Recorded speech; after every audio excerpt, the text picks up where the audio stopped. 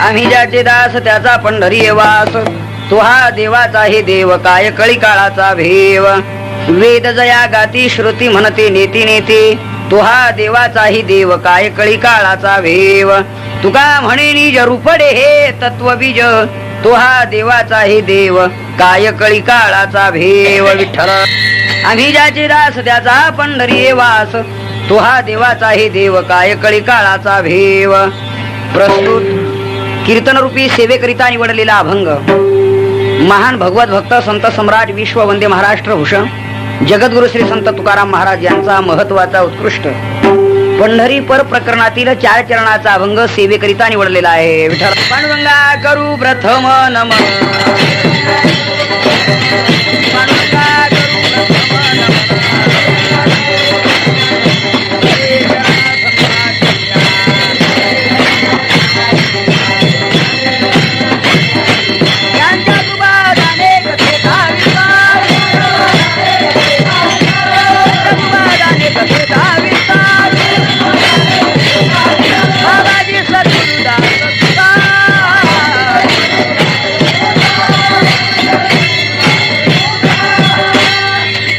जयांचे केलिया स्मरण होय सकळ विद्येचे अधिकरण, तेची वंदो श्री चरण श्री गुरूंचे येते नमस्कार. आता अभंग श्री संत तुकाराम महाराजांचा असून अभंगातील प्रतिपाद्य विषय असा आहे. या अभंगद्वारा जगद्गुरु श्री संत तुकाराम महाराज आपल्या उपास्य देवतेचा आणि वास्तव्य स्थानासह परिचय करून देतात. विठ्ठल विठ्ठल.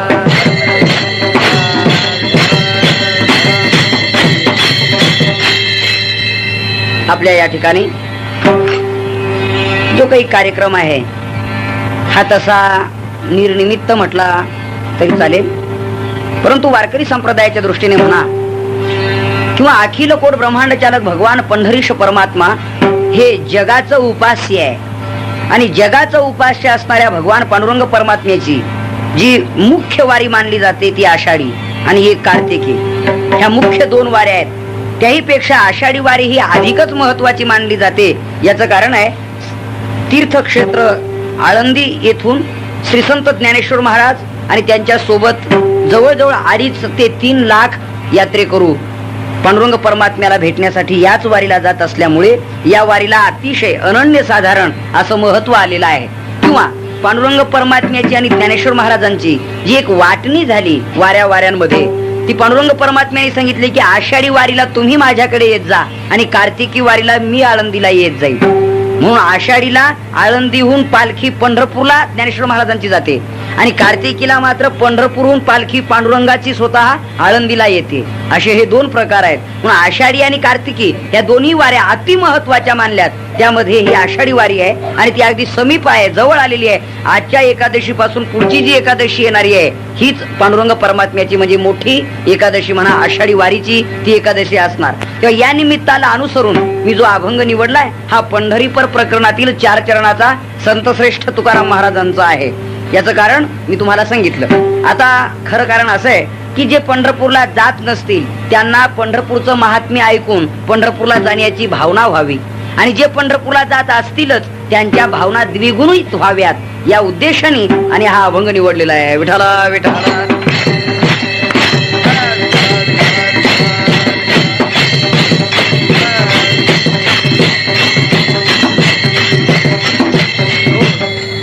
आपण कीर्तनाला जमलेल्या सर्व भाविकांनी याचा आवाज फार कमी वाटतो, थोडस वाढवा 1 पॉइंट असं खरं. हा बस बस बस.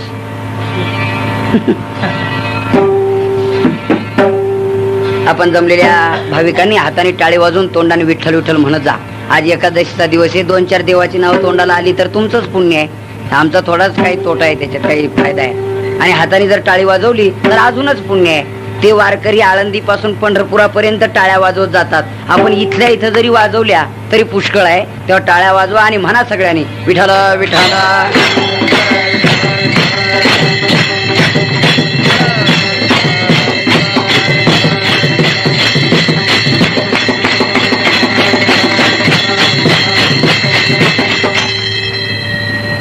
आता अभंगाचा थोडक्या वेळात विचार सांगायचा आहे तो असा.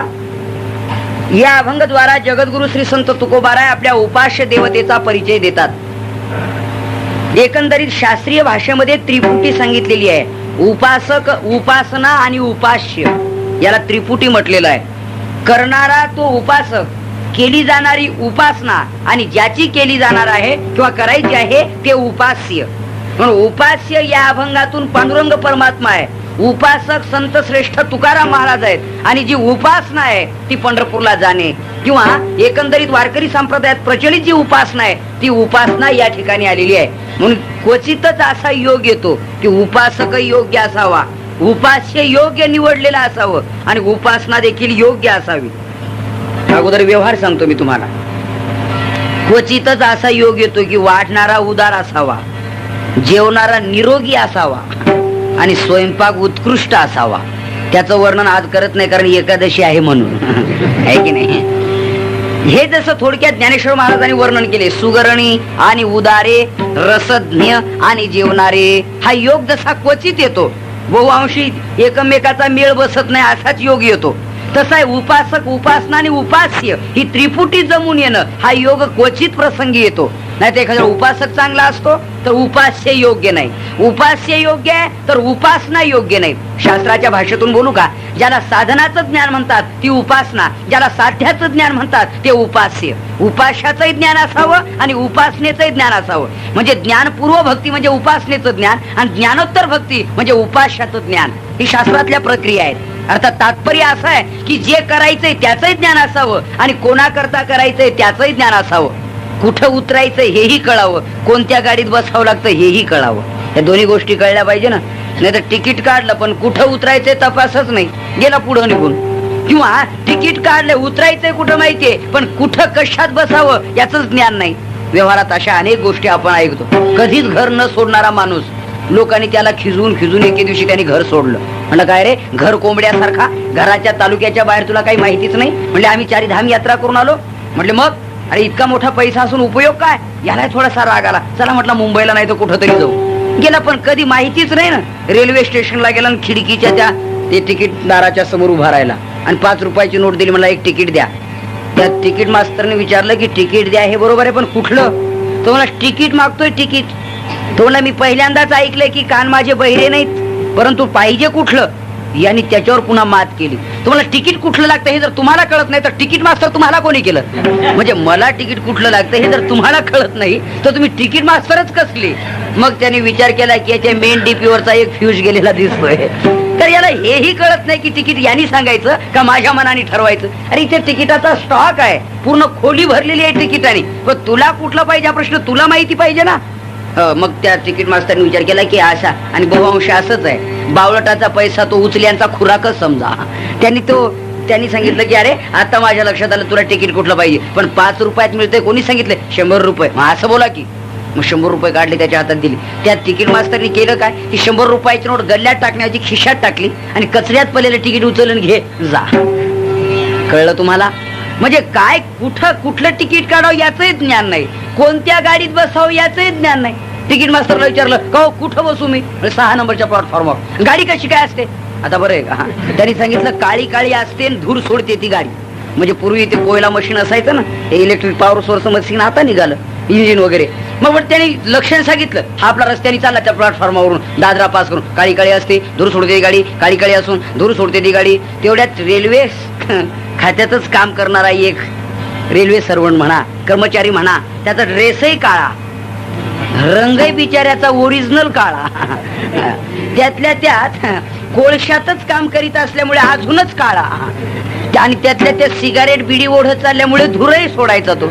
याने विचार केला सुटली काय नो गाडी. कारण काळी काळी असते आणि धूर सोडते ती गाडी. इथं ही दोन्ही लक्षणं जमत होते, धूरही सोडत होती आणि काळी आहे. याने मारली उडी तसा त्याच्या खांद्यावर जाऊन बसला पाठीवर. तो म्हटला मूर्ख बेअक्कली काही अक्कल आहे पाठीवर बसतो. तो म्हणला खबरदार अजिबात बोलू नका, फुकट बसलो नाही, तिकीट काढलंय तिकीट. आता तो म्हणे तिकीट काढलं पण माझं का गाडीचं. तो म्हटला गाडीचं. मग मी गाडी आहे. म्हणलं मग तुम्ही गाडी नाही का सोडून. काळी काळी असते धूर सोडते ती गाडी. तिकीट मास्तरनी केलेलं लक्षण तंतोतंत जमतंय तुमच्यात, अर्थात गाडी आहे तुम्ही.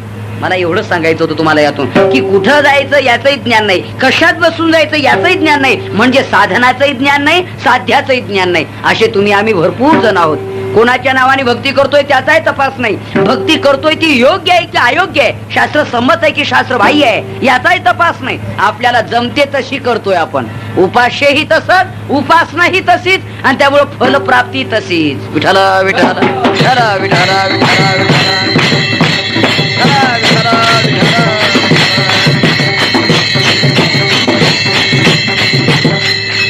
उपासना शास्त्राने सांगितल्याप्रमाणे करावी. त्याचं कारण जरा गीतेच्या 16व्या अध्यायात द्या. तस्मात् शास्त्रम प्रमाणन्ते कार्या कार्य व्यवस्थितो ज्ञात्वा शास्त्र विधानोक्तम कर्म कर्तुर्मिहार्हसि. या श्लोकातून भगवंतांनी संदेश दिलेला आहे की अर्जुना, तस्मात् शास्त्रम प्रमाणन्ते, त्यामुळेच मी तुला सांगतो की तू शास्त्र प्रमाण मान. त्याचं कारण काय? कार्या कार्य व्यवस्थितो, कार्या अकर्याची व्यवस्था ही शास्त्राने लावलेली आहे. म्हणून तुला काय करावं, कार्य आणि अकार्य म्हणजे करण्यास योग्य काय आणि टाकण्यास योग्य काय, काय करावं काय करू नये हे शास्त्राने शिकवलंय. त्याकरता तो शास्त्र प्रमाण मान. पहिल्यांदा शास्त्रावर विश्वास ठेव, नाही तर शास्त्राच्या व्यतिरिक्त जर तू तुझ्या मनानेच भरारी मारू लागला तर ते कसं होईल. जरा एक उदाहरण सांगतो मी तुम्हाला. ज्ञानेश्वर महाराज म्हणतायत, जात्यंधा लागे पिसे मग ते सैरा धावे जैसे, तुझे शहाणपण तैसे दिसत असे. दृष्टांत कळला का या ओवीतून? हो, ऐकता का सगळे? काही काही बिचाऱ्यांना दृष्टांतही कळत नाही, सिद्धांतही कळत नाही. त्यांना एकच सिद्धांत माहिती आहे, झोप काढणे. आहे की नाही? बरोबर आहे. जरा लक्ष ठेवावं म्हणजे कळतंय. ज्ञानेश्वर महाराज म्हणतायत, कल्पना करा, एक मनुष्य जन्माला आला, जन्मताच त्याला डोळे नाहीत, म्हणजे त्याला जात्यंध जन्मांध म्हणा. डोळे नाहीत पण तारुण्यात आला, आणि तारुण्यात आल्यावर तारुण्याचं वेड लागलं त्याला, आणि जो पळत सुटला ना तो, मग त्याचं ते पळणं जे आहे ते रस्त्याने असेल की रस्ता सोडून असेल? तुमच्या मते काय? आंधळा माणूस जर विनाकारण कुठे पळत सुटला तर तो रस्त्याने पळेल? नाही. ज्ञानेश्वर महाराज म्हणतात, जात्यंधा लागे पिसे मग ते सैरा धावे जैसे. अरे जात्यंध माणसाला वेड लागल्यानंतर तो जसा स्वैरतेनं कोणीकडे पळू लागतो, तो रस्त्याने पळून नेमक्या गावाला जाणार नाही. तसं ज्याला ज्ञान नाही त्याची जी भक्ती आहे ना ती अशीच आहे, सैरा धावे जैसे. त्याच्या मनाला वाटेल तिकडं तो पळतो, दिसत नाही. तसे ज्ञानाचे डोळे ज्याला नसतील पण कर्माचे पाय ज्याला असतील म्हणजे भक्तीचे, त्याची वाटचाल होईल पण योग्य दिशेनं होणार नाही. अजून एक उदाहरण दिलेलं आहे. आंधळ्या गरुडाचे पाख हाती ते कवने उपयोगा जाते. आंधळ्या गरुडाचे पंख काय उपयोगी पडतील? ते आंधळ्या गरुडाचे पंख भरारी मारू शकतील, पण आंधळा असल्यामुळे त्याची भरारी आग्नीत पडणार नाही का? मी तुम्हाला अनेक वेळेला दृष्टांत ऐकवलाय, फक्त विषयापुरता पुन्हा डोळ्यापुढे आणा.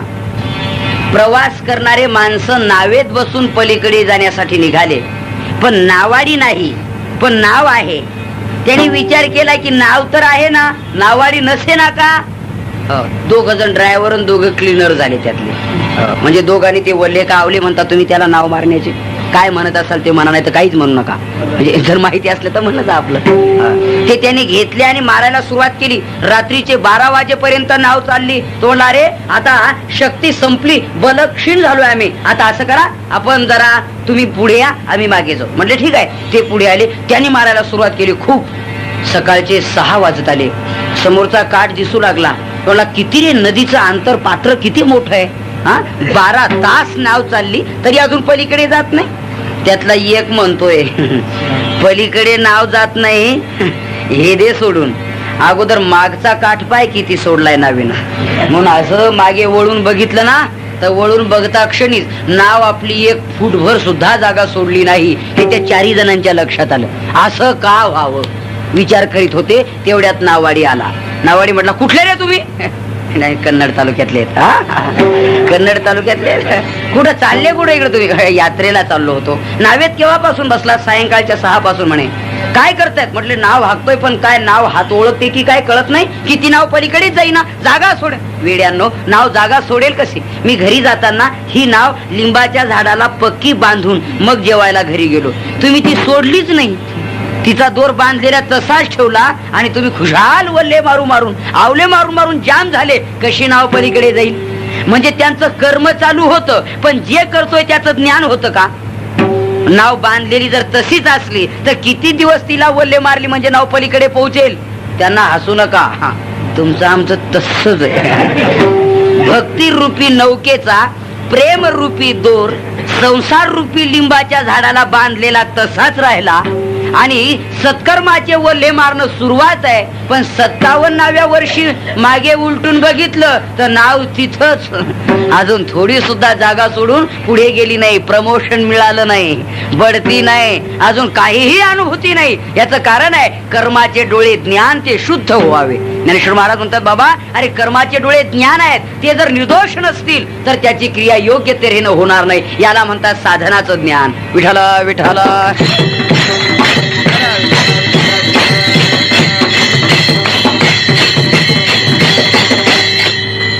साधनाचं ज्ञान असेल तर तेच साधन तारत आणि साधनाचं ज्ञान नसेल तर तेच साधन मारत. मारक ठरत. मारक म्हणजे तारकही तेच आणि मारकही तेच असं ते साधन आहे. साधने घाली ती काळाची ये मुखी, काळाची गर्भवास देखी न सुखती, गर्भवास देखी न सुखती.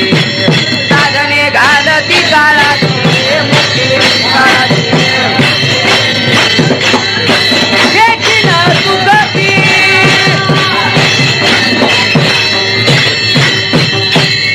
साधने घाली ती काळाची ये मुखी, गर्भवास शेखे न चुकते.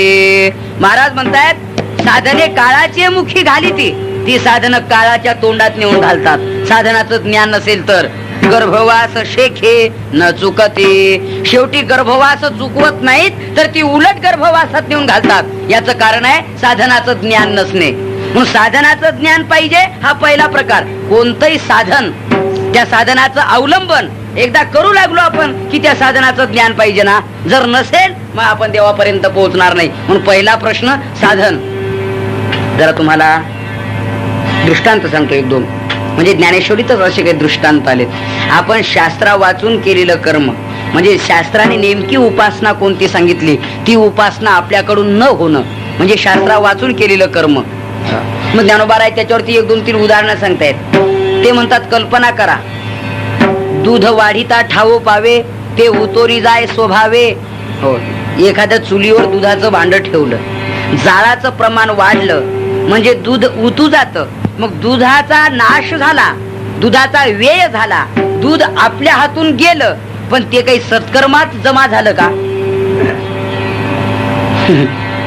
बर, चुलीत पडलेल्या नंतर मग जर तुम्ही म्हणू लागले कृष्णार्पण, अशी काही माणसाला सवय आहे. गंगेत पैसे पडले कृष्णार्पण, राखेत दूध पडलंय आता ते पुन्हा चहाच्या उपयोगाचं नाही ना. कृष्णार्पण म्हणजे कृष्ण इतका वेडा आहे, कृष्ण एवढा लाचार आहे तुमच्या दुधासाठी. ज्याच्याकडे 9 लाख गायी आहे त्याला तुमच्या राखेत पडलेल्या दुधाची गरज आहे. म्हणजे तात्पर्य असं आहे की ते दूध गेलं पण उपयोगी पडलं नाही, पातेल्याच्या पातेलं गेलं. बर, त्याच्या उलट त्यातला एकच कप भर दूध जर एखाद्या वारकऱ्यांच्या घरी एकादशीच्या दिवशी नेऊन दिला असतं की वारकरी वा आज तुम्हाला उपवास असेल, किमान एक कप का होईना एक दूध माझ्याकडून तुम्हाला मी देत आहे, तुम्ही त्याचा उपयोग करा, तर ते सत्कर्मात जमा झालं असतं, त्याचं पुण्य त्याला मिळालं असतं. म्हणजे शास्त्रा वाचून केलेलं कर्म कर्म होतं पण त्याचा मोबदला मिळत नाही. जरा त्याचं दुसरं उदाहरण सांगतो. मुलाचं बापाचं भांडण झालं, हो म्हणा, म्हणजे झालं असं समजा. भांडण झाल्यानंतर तो बाप म्हटला बस तू माझ्याशी भांडतोस ना, तुझ्या करता मी आतापर्यंत पंढरपूरची वारी केली नव्हती, आता मी जातो ज्ञानेश्वर महाराजांच्या पालखी सोहळ्यात पायी पायी. तो गेला राग राग आणि ज्ञानेश्वर महाराजांच्या पालखी सोहळ्यात त्याने वाटचाल केली. त्याचा परिणाम एक एक पाय एक एक त्या माऊलीच्या रस्त्याने जर टाकला तर अनंत पुण्य प्राप्त होतं. पावला पावलात यज्ञ तयार होतो असं त्याचं वर्णन आहे. नाम घेता वाट चाले यज्ञ पाऊला पाऊले, नाम घेता वाट चाले. एक नाव घेऊन एक वाट चालीचा एक पाऊल टाकला तर पावला पावलात येत नाही, त्यांना पुण्य मिळालं पायी जाण्याचं. त्याच्या उलट बापाचं मुलाचं भांडण झाल्यावर मुलगा म्हटला मी 2 महिने तिकडच भटकतो, ते तिकडच भटकलं, जा इकडे जा तिकडे, फिरला तोही फिरला हाही, पण याची योग्य दिशेनं वाटचाल म्हणून पुण्य मिळालं. त्याचं फिरणं झालं पण पुण्य मिळालं नाही. दृष्टांत हा सिद्धांतासाठी आहे. तसं सत्कर्म जे केलं जातं त्याला शास्त्राची जोड पाहिजे. म्हणजे आपण जे करतोय ते योग्य आहे की अयोग्य आहे हे तुलना करून बघितलं पाहिजे. आपल्या मनानेच जर केलं तर कर्म होईल, पण त्या कर्माचं फळ पुण्य रूपाने मिळणार नाही. म्हणून पहिल्यांदा साधनाचं ज्ञान एक. आता दुसरा प्रकार साध्याचं ज्ञान. आपण भक्ती कोणाची करतोय, तो कसा आहे, आपण केलेली भक्ती त्याला पोचते का, हीच त्याला भक्ती कारणीभूत आहे का, ही भक्ती त्याच्या आवडीची आहे का, अनावडीची आहे, त्याला आवश्यक आहे की अनावश्यक आहे, याचा विचार म्हणजे साध्याचं ज्ञान. तुमच्या आमच्या बाबतीत संतांनी एक प्रमाण सांगितलंय, शंख करीशी ज्याच्या नावे त्याचे नावची नाही ठावे, त्याचे नावची नाही ठावे. ज्याच्या नावाने आपण रात्रंदिवस शंख करतो ना, त्याचं नाव गाव याला काही माहिती नाही. असं काही वेळेला घडतं. गतानुगतिको लोको न लोको पारमार्थिक आव्हानुकालिक मात्रेण कथम येताम्र भाजनम. शास्त्रकार म्हणतायत असं काही वेळेला घडतं. गतानुगतिको लोको ते करतायत म्हणून हे करतायत, पण ते का करीत होते हा का करतोय तपासच नाही. मी मागे कधी काळी व्यवहारातलं उदाहरण तुम्हाला सांगितलं असेल. एकाचे वडील जरा खूप जाड होते, शरीराने स्थूल होते. ते जेवणासाठी पाटावर बसले की स्थूल माणसाचा काष्टा धोत्राचा ऑटोमॅटिक सुटायचा. तो जेवणासाठी त्या पाटावरती बसले की त्यांचा काष्टा असा सुटून जायचा. करता करता करता पुढे चालून ते वडील वारले. वारल्यानंतर तो मुलगा सोळ लावून जेवायला बसायचा, धोतर नेसून बसायचा. पण तो काय करायचा, तो पहिल्यांदा काष्टा हाताने सोडायचा आणि मग बसायचा पाटावर जेवायला. एक दिवस गेला, दुसरा दिवस गेला, तिसरा दिवस गेला. एके दिवशी त्याचा मित्र त्याच्या भेटीसाठी आला. सहज म्हणला, काय चाललंय, वडिलांच्या पश्चात याचं बघूया. बाळासाहेब कसं काय चाललंय, म्हणला चांगलं चाललं. पण काय रे हे काय, एक काष्टा सोडला मग जेवायला बसला. तो आमचे वडील असंच करीत होते. वेड्या, तुझ्या वडिलांचा सहज सुटत होता आणि तो मुद्दाम सोडून मग बसतो. म्हणजे ते का करीत होते, तू का करतो, पण गतानुगतिको लोक हो, त्यांचं पाहून यानी करणे. पण ते काय करीत होते आणि हे काय करतायत याचा मेळच नाही. असं बहुअंशी जगात अशी अनेक उदाहरणं आहेत. तुम्ही बघा, आळंदी पंढरपूर सारख्या तीर्थक्षेत्राच्या ठिकाणी जर एखादे मोठे नामवंत कीर्तनकार असले तर त्यांना इकडून तिकडे जर कीर्तनासाठी जायचं ठरलं तर काही लोक दर्शनासाठी गर्दी करतात. मग त्यांनी दर्शन घेतलं, यांनी दर्शन घेतलं, खूप लोक दर्शन घेत आहेत. त्यांच्या बरोबर जे असतात ना ते सेवक वगैरे, ते ती गर्दी फाकून त्यांना तिथून लवकर काढतात, कारण त्यांना कीर्तनाच्या वेळेत तिथं हजर करायचं असतं. मग ती गर्दी फाकून त्यांना एकदा काढून घेऊन गेले. मग यांची चर्चा चालते, काय रे म्हटले, काय खूपच लोक पाया पडले आहेत. मग तू, मग मी घेतलं पडून. पण तो म्हणे, तू पाया पडला, पण कोणते महाराज होते, मला कोणाला माहिती कोण महाराज होते. अरे मग पाया कसा काय पडला, म्हणजे सगळेच पडत होते, आपण घेतलं पडून. हा जो प्रकार आहे ना, गतानुगतिको लोको न लोक पारमार्थिका, तसं साध्याच्या बाबतीत तसंच आहे. आपण ज्याची उपासना करतोय त्याचं ज्ञान आहे का जर विचारलं तर मोठा गहन असा प्रश्न आपल्या डोळ्यापुढे निर्माण होतो. म्हणून संत सांगतायत, आपण ज्याची भक्ती करायची ना त्याचं पूर्ण ज्ञान पाहिजे. म्हणजे आपल्याला ओळख पाहिजे की तो कसा आहे, तो कशाने मिळतो, यापूर्वी या साधनाने तो कधी मिळालेला आहे का कोणाला, त्याची काही उदाहरणं तुमच्या जमेत आहेत का, आपण केली भक्ती देवाला आवडते का, भक्ती नाम परमात्मा स्वरूप कसं काय आहे याचं पूर्ण ज्ञान, याला साध्याचं ज्ञान म्हणतात. म्हणून साध्याचं ज्ञान आणि साधनाचं ज्ञान ही दोन ज्ञान असणं हे भक्तीमध्ये एक महत्वाचं लक्षण गणलं जातं. विठ्ठल विठ्ठल, टाळ्या वाजवा, टाळ्या.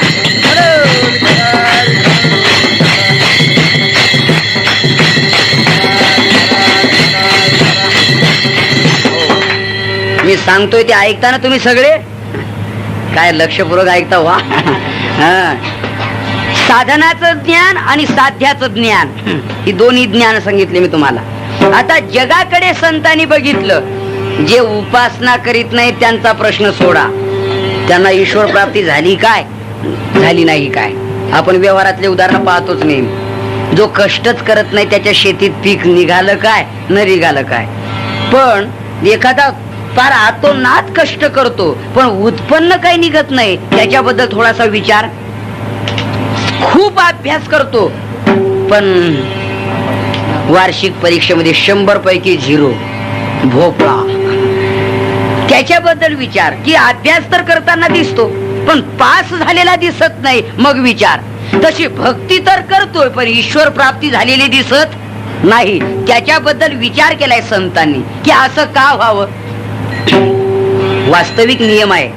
विठ्ठल विठ्ठल.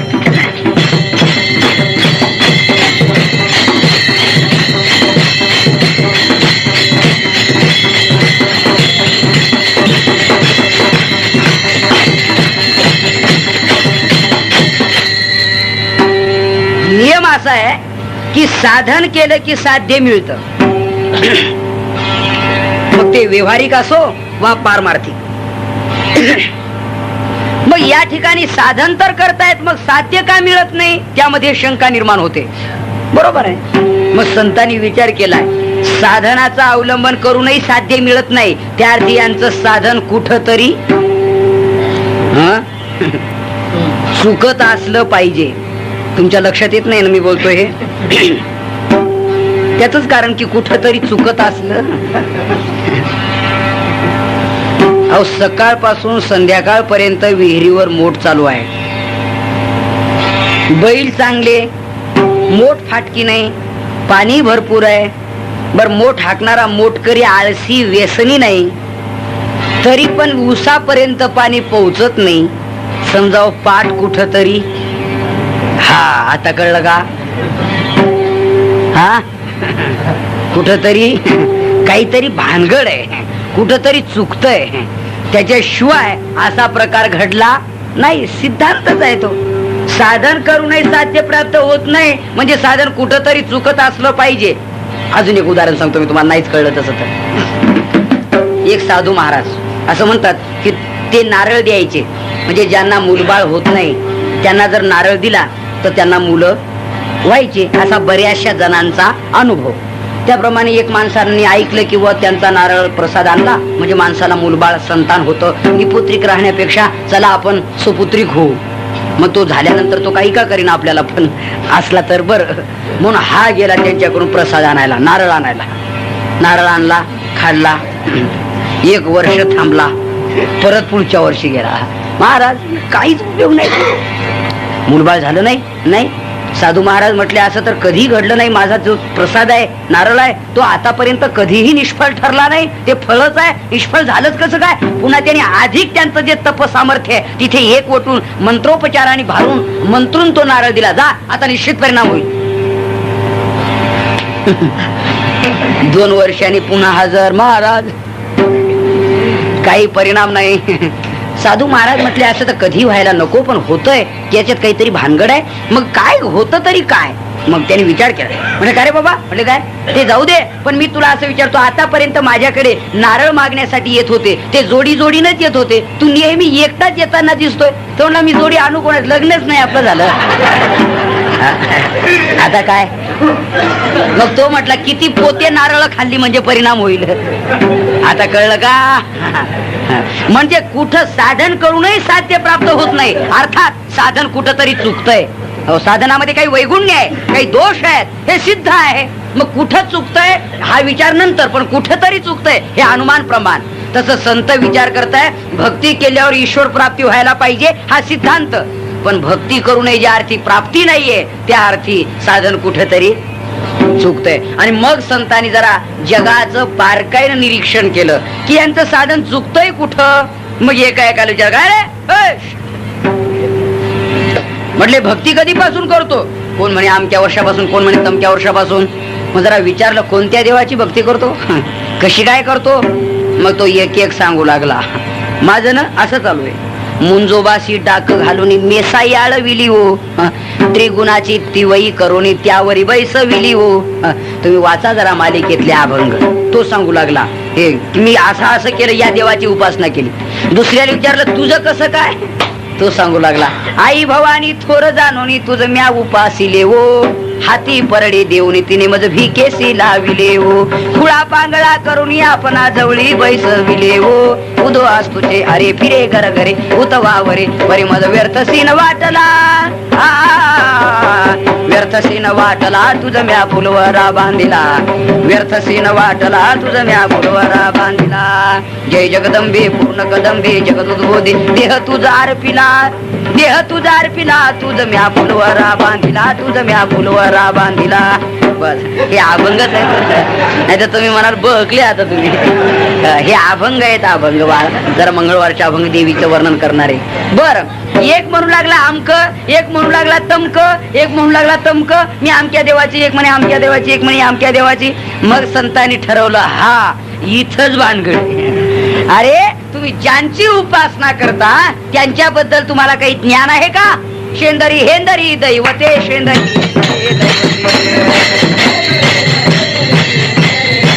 कोणती पूजी होते तेथे कोणती पूजी होते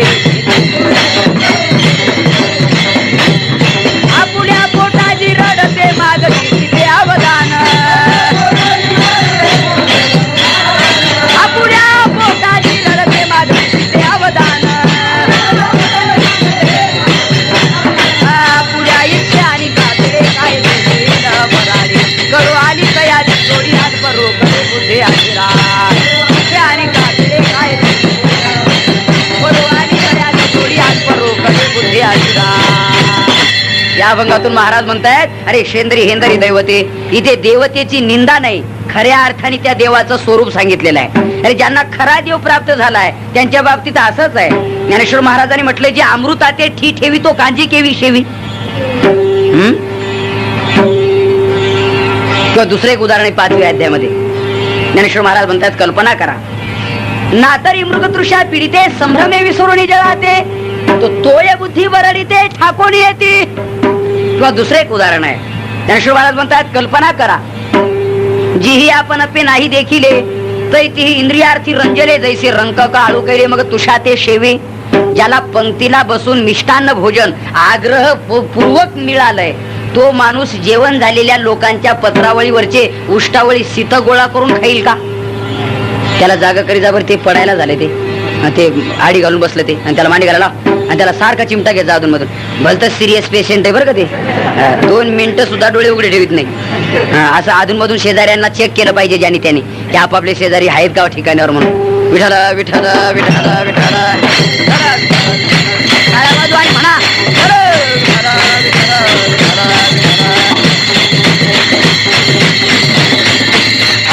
कुठपर्यंत आलोय आपण. वस्तुस्थिती सांगितली ज्ञानेश्वर महाराजांनी.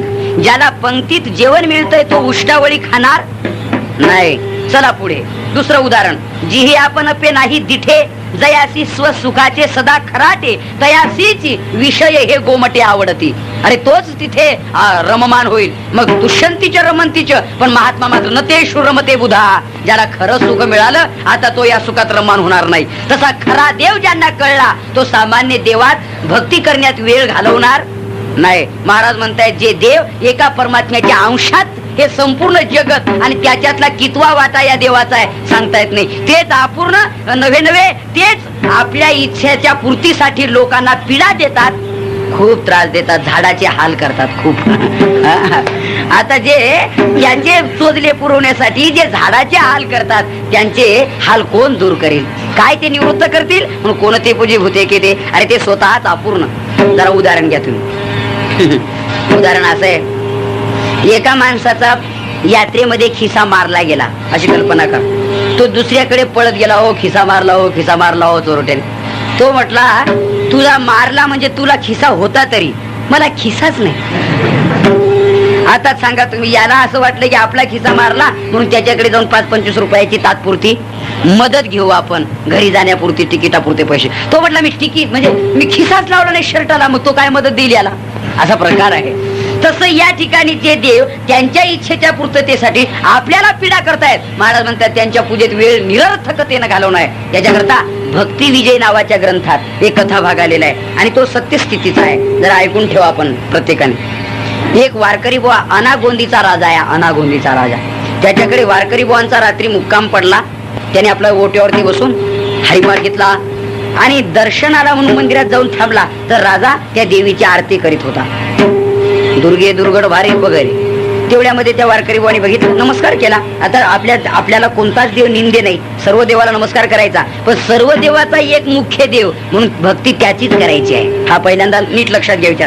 निंदे कुठलाही देव नाहीये पण सर्व देवाचा देव जो आहे त्याची भक्ती करायची आहे. कारण त्याचं कारण असं आहे की त्याच्या भक्ती त्यांची सगळ्यांची भक्ती आहे, सगळ्यांच्या भक्तीत त्याची भक्ती नाही. मुळाला पाणी घातलं की फांद्यांना पोहोचतं पण फांद्यांना घातल्यावर मुळाला कधी पोहोचतं? त्या बाबांना हो बाबा हा मुळाला पाणी घातलं तर फांद्यांना पण फांद्यांना पाणी घातल्यावर मुळाला येतं का? येणं शक्य नाही तर कसं येईल ते? सिंचन करिता मूळ मग वृक्ष बोलावे सकळ किंवा ज्ञानेश्वरीतली बोलली मूळ सिंचने सहजे मग शाखा पल्लव संतोषती. मुळाला पाणी घातलं की फांद्यांना जातं, फांद्यांना पाणी घालून मुळाला येणार नाही. तसं सगळ्यांचं जे मूळ आहे तो परमात्मा आहे. मग त्यांच्या भक्तीत बाकीच्यांची भक्ती आहे. केशवम प्रति गच्छते एक. तेव्हा देवीचा नमस्कार केला वारकरी बुवानी आणि बसले. त्या राजाने आपलं ते आरती वगैरे महाप्रसाद वगैरे झाला आणि बाहेर आले तर वारकरी बुवा बसले होते. यांचा आपलं पंढरपूरला जात असताना तिथला मुक्काम होता म्हणून त्यांचे अभंग चालले होते. उदंड पाहिले, उदंड ऐकिले, उदंड वर्णिले क्षत्र महिमे, ऐसी चंद्रभागा ऐसे भीमातीर, ऐसा विटेवर देव कोठे, ऐसी चंद्रभागा ऐसे भीमातीर, ऐसे संत जन ऐसे हरिदास, ऐसा नाम घोष सांगा कोठे, ऐसी चंद्रभागा ऐसे भीमातीर.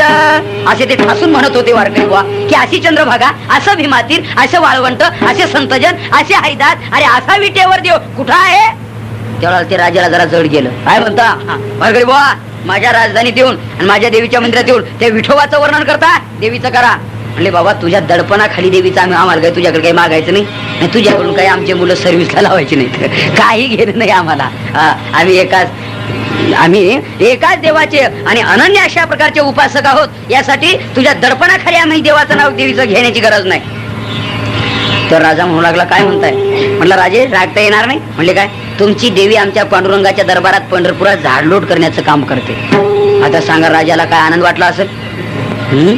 बर आणून म्हटले अहो वारकरी बुवा जरा नीट विचार करा, आमच्या देवीच्या अंगावर संपूर्ण सुवर्णाचे अलंकार आहेत. तो वारकरी बुवा म्हणे काय विचार करायला होता मला. सुवर्णाचे अलंकारच काय, आमचं पूर्ण पंढरपूर सुवर्णाचं आहे. तुमच्या देवीच्या अंगावर दागिने फक्त सोन्याचे आहे, आमचं पंढरपूर पूर्ण सोन्याचं आहे. मग राजाला मात्र चीड आली. राजा म्हटला वारकरी बुवा गाठ माझ्याशी आहे. जर तुमचं पूर्ण पंढरपूर सुवर्णाचं नसलं आणि तुमच्या पांडुरंगाच्या दरबारात आमची देवी जर झाडलोट करताना मला दिसली नाही तर तुम्हाला फाशीला देईल. राजाने सांगितलं, वारकऱ्याने सांगितलं ठीक आहे, पण तुझी देवी जर तिथं दिसली आणि पंढरपूर जर सुवर्णाचं दिसलं तर. तो म्हणला आजपासून देवीच्या ऐवजी पांडुरंगाची उपासना करेल. ठरलं. वारकरी बुवान राजा बरोबर निघाला.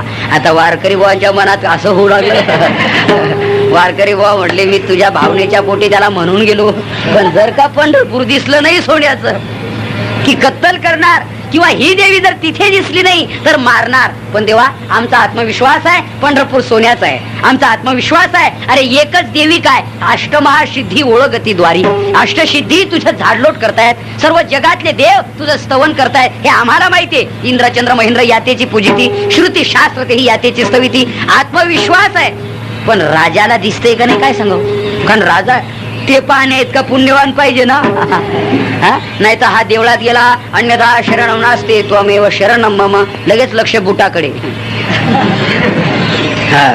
त्वमेव शरणम मम तस्मात् कारुण्य भावेन रक्षी रक्षी परमेश्वर.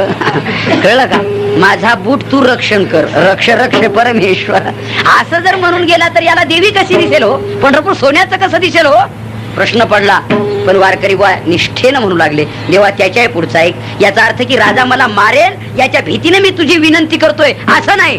म्हटले मग आम्ही कधीच मरणावर उदार झालोय. आकाशावर पडो पाहे जरी हे आकाशावर पडो पाहे, ब्रह्म गोळ भंगा जाय, वडवानळ त्रिभुवन खाय, परी मी तुझीच वास पाहे गा विठोबा, न करी अनिकाचा पांगिला, नाम धारक तुझाची अंकिला. सप्तसागर एकवट होती जरी हे विरोनी जाय क्षिती, पंचमहाभूते प्रलय पावती, परी मी तुझाची सांगाती गा विठोबा, न करी अनिकाचा पांगिला, नाम धारक तुझाची अंकिला. हो वाटेल ते हो, मी भक्ती सोडणार नाही, मरणाला घाबरतोय का मी. पण लोक म्हणतील वारकरी या पंढरपूरचं ब्रीद धरून मरून गेला, पण तसं पंढरपूर नाही, असा तुझा अपप्रचार होऊ नये म्हणून याला दाखव पंढरपूर सोन्याचं आहे म्हणून. आणि खरंय मी व्यवहारात 1000 वेळा तुम्हाला उदाहरण सांगितलंय. हुशार बाई मालकाला कधीच म्हणत नाही मला असं पातळ आणा तशी साडी आणा, ती म्हणते फाटका असू द्या ना, तिरंगी झेंडा असू द्या ना, 10 ठिगळा असू द्या त्याला, अहो 100 गाठी असू द्या ना, मी नेसायला तयार आहे. पण तुम्ही जरा लक्षात घ्या तुम्हाला 4 चौघात नेहमी बसावं लागतं. लोक म्हणतील कोणाची रे मंडळी, म्हणजे रावसाहेब काय अक्कल आहे त्या रावसाहेब. आणि काय जर स्वतःच्या अंगावर नेल टिनोपाल कडक इस्त्रीचे कपडे आणि बाईच्या अंगावर फाटकं पातळ, असं तुम्हाला लोकांनी म्हणून नये. वाटत असेल तर 500 रुपयाची पॉलिस्टरची साडी आणा, नाही तर आपलं काही म्हणणं नाही. सुशिक्षित पॉइंट आहे.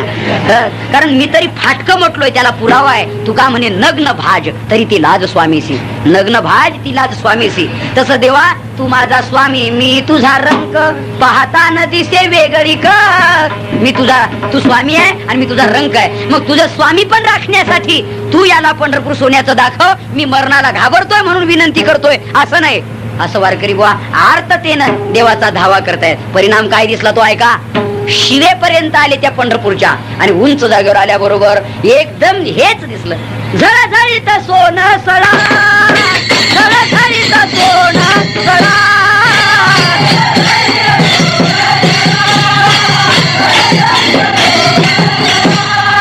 झळझळीत सोनं सळा, कळसा दिसतो स्वज्वला. झळझळीत सोनं सळा, कळसा दिसतो स्वज्वला.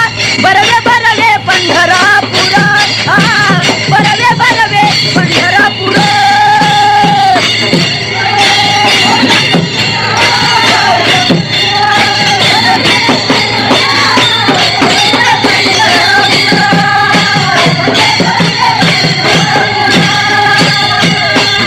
एकदम असं चमचम चमचम चमकू लागलं सोना.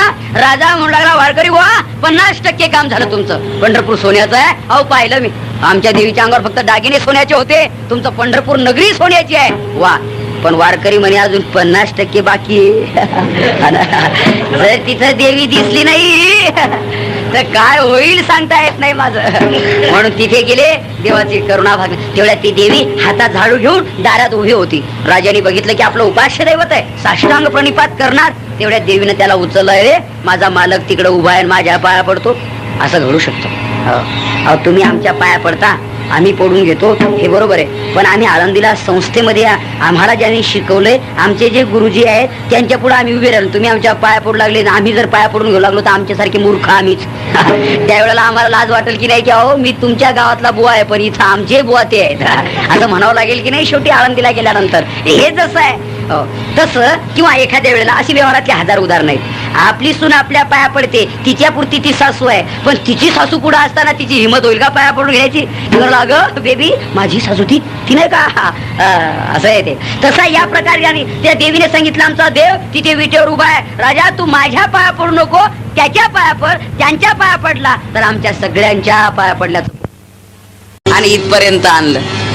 मग आणि ती देवी आम्हाला दाखवली, खरी देवी दाखवली ती. आणि मग तिथून पुढे देवीचं वर्णन आहे. तू विटेवरी सखये बाई हो करी कृपा, माझे मन लागो तुझे पायी हो करी कृपा. तू सावळे सुंदरी हो करी कृपा, तिचं भक्त करुणा करी हो करी कृपा. हो वगैरे हे देवीचं नाम परमात्म्याचं वर्णन आहे.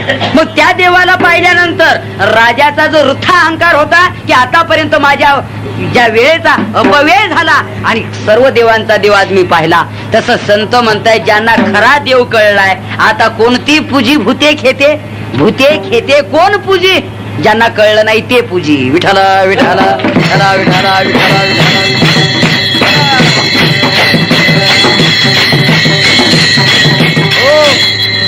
मग महाराज म्हणताय तुम्ही ज्यांची भक्ती करता ती देवत सामान्य आहेत. म्हटले असं अल्प रोकडी अशी आहेत ती.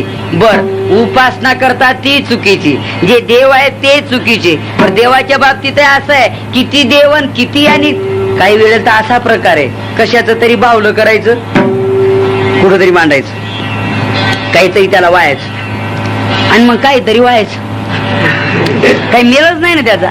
देव कशाचा तरी, कुठल्या तरी धातूचा, काहीतरी त्याला नाव, काहीतरी त्याची पूजा, काहीतरी मागायचं, तपासच नाही.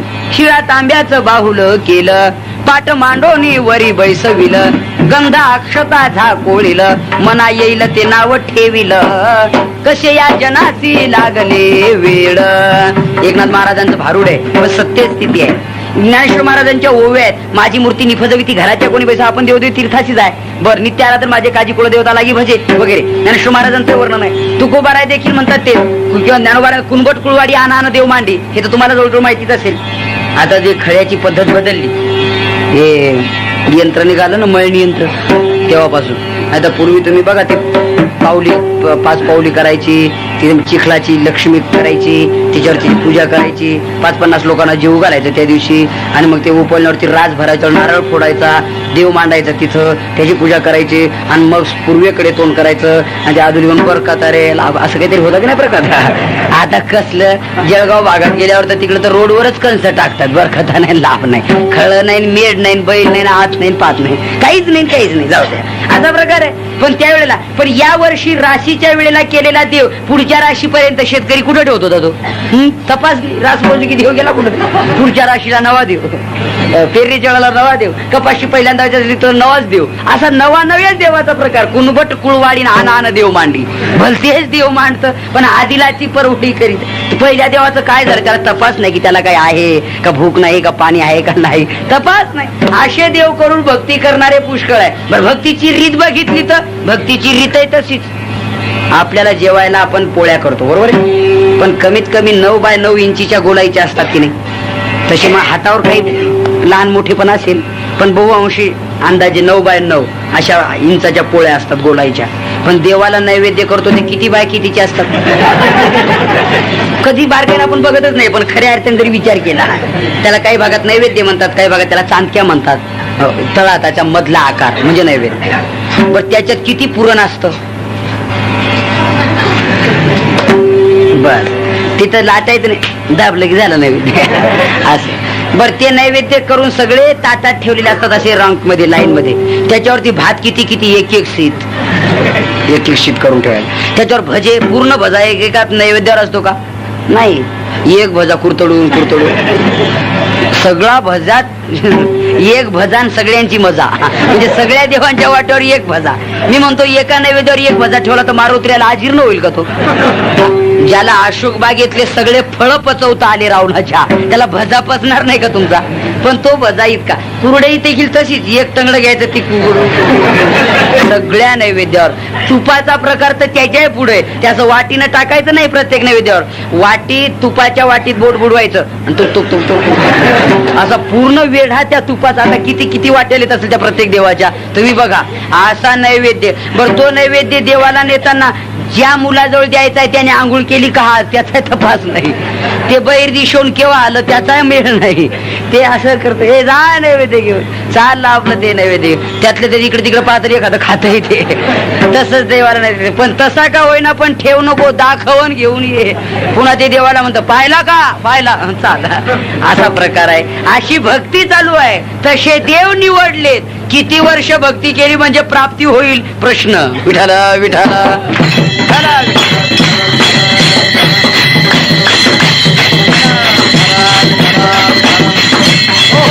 तेव्हा तुकोबारायांना लोकांनी विचारलं, तुकोबाराय, आमच्या बाबतीत तुम्ही खंडन केलं, पण आता मंडन करा. मंडन, खंडन आणि मंडन कळतं ना तुम्हाला?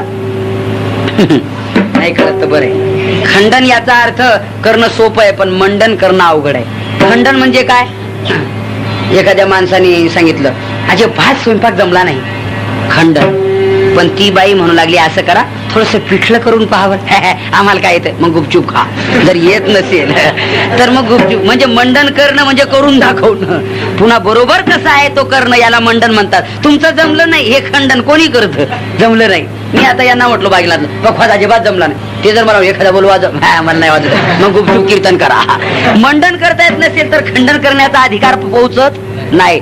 वेगळ्या वेगळ्या कुठल्याही क्षेत्रामध्ये घ्या तुम्ही, म्हणजे खंडन आणि मंडन जमलं पाहिजे तर जमतं ते. तसं तुकोबाराय लोकांना, म्हणजे लोकांनी तुकोबारायांना विचारलं, महाराज आम्ही देवतेची उपासना करतो, आमच्या उपासनेचं आणि आमच्या उपास्य देवतेचं तुम्ही खंडन केलं, पण आता मंडन करा की मग तुम्ही कोणत्या देवाची भक्ती करता आणि कोणत्या देवाची भक्ती करणं योग्य आहे त्याला म्हणतात मंडन. विठाला विठाला.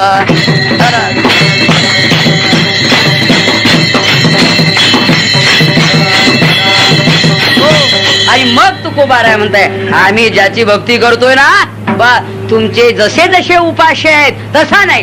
तैसा नव्हे नारायण, तैसा नव्हे नारायण. जगव्यापक जनार्दन, जगव्यापक जनार्दन. तुका म्हणे त्याचे करा चिंतन, तुका म्हणे त्याचे करा चिंतन. चरण येते सकळ आपुल्या इथे अनेका. या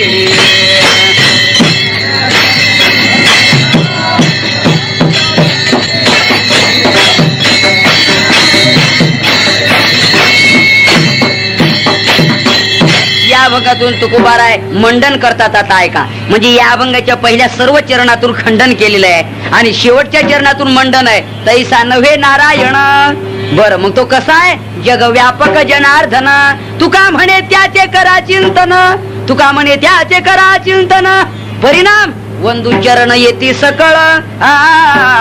महाराज म्हणतायत त्याचं चिंतन करा. जो जगव्यापक जनार्दन असेल, नारायण ज्याचं नाव असेल, त्याचं चिंतन करा. केलं तर वंदू चरण येती सकळ. तुमचे पाय नमस्कार करण्यासाठी सगळे लोक येतील, एवढा अधिकार त्याचं भक्ती करण्यामध्ये आणि अधिकार प्राप्त होतो. हा झाला भाग.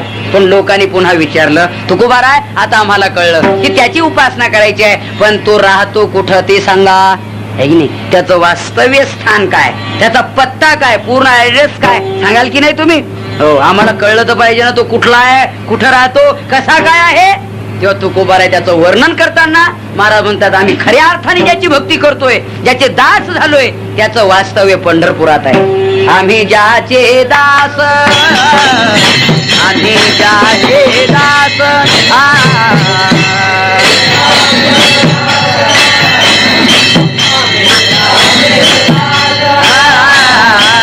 आम्ही ज्याचे दास, आम्ही ज्याचे दास,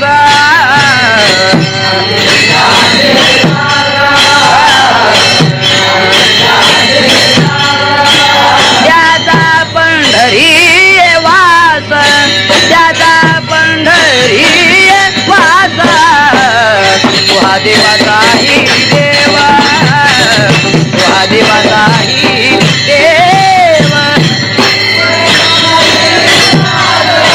त्याचा पंढरी वास, तुहा देवाचाही देवा, तुहा देवाचाही.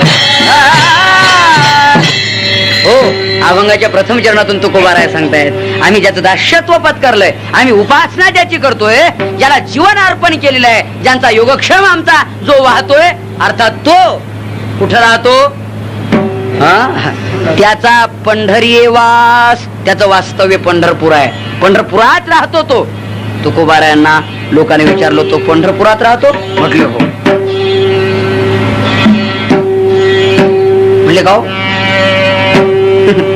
पंढरपूरच वर्णन इतकं तोंड भरून तुम्ही करता, काय वैशिष्ट्य आहे त्या पंढरपूरचं? तुकोबाराय म्हणतात, पंढरपूरचं वैशिष्ट्य असं आहे की सर्व तीर्थाची आणि पंढरपूर तीर्थक्षेत्राची तुलना करणारे बरेचसे अभंग आहेत. एक त्यातला प्रकार म्हणून सांगतो मी. वाराणसी गया पाहिली द्वारका, पाहिली द्वारका, परे नये तुका पंढरीच्या, परे नये तुका पंढरीच्या.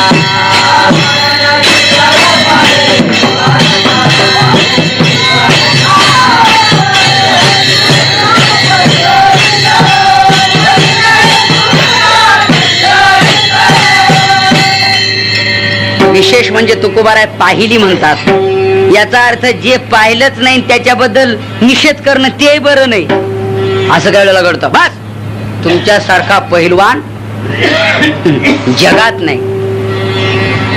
काय रे? हा, तुमच्यासारखा पहिलवान जगात नाही.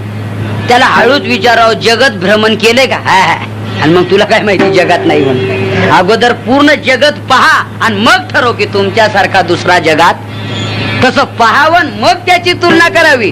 तसं ज्यांनी काशी पाहिलीच नाही, गया बघितली नाही, द्वारकेला तर कधी गेलाच नाही, त्यांनी आपल्या पोरीचेच नाव ठेवले गया, द्वारका.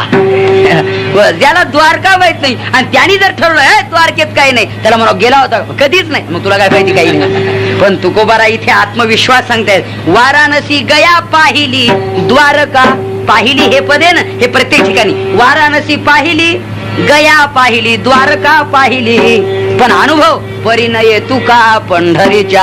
हा अनुभव म्हणजे मी गया बघितली, वाराणसी बघितली, द्वारका ही बघितली, पण हे सर्व बघून झाल्यावर आणि मग मी सांगतो तुम्हाला की पंढरपुरासारखं दुसरं तीर्थ, हा पंढरपुरासारखं दुसरं तीर्थ नाही. हे पाहून सांगतोय मी, कोणाचं तरी ऐकून नाही तर मग आज चावळत होते बुवा. आता काय चावळत होते तुम्हाला कळतं का नाही? चावळणं नाही का, हा नाशिक जिल्ह्यातला शब्द आहे. चावळणे म्हणजे बोलणे, असं बोलत होते बुवा. आणि ते याने ऐकलं, दिली ठोकून. त्यातलं तुकोबारायांचं विधान आहे का? नाही. ते म्हणतात मी पाहिलं, सगळे तीर्थ बघितले आणि मग सांगतोय आम्ही अनुभवाने की पंढरपूरच्या तुलनेला, तुका म्हणजे तुलनेला, पंढरपूरच्या तुलनेला एकही तीर्थ येऊ शकत तुकोबाराय. एवढ्यावर आमचं समाधान होणार नाही. त्या तीर्थात काय वैगुण्य आहे आणि त्यापेक्षा पंढरपुरात काय वेगळं आहे ते सिद्ध करा. तुकोबारा म्हणतात हो करतो सिद्ध. सांगा, भजन करा, विठ्ठला विठ्ठला.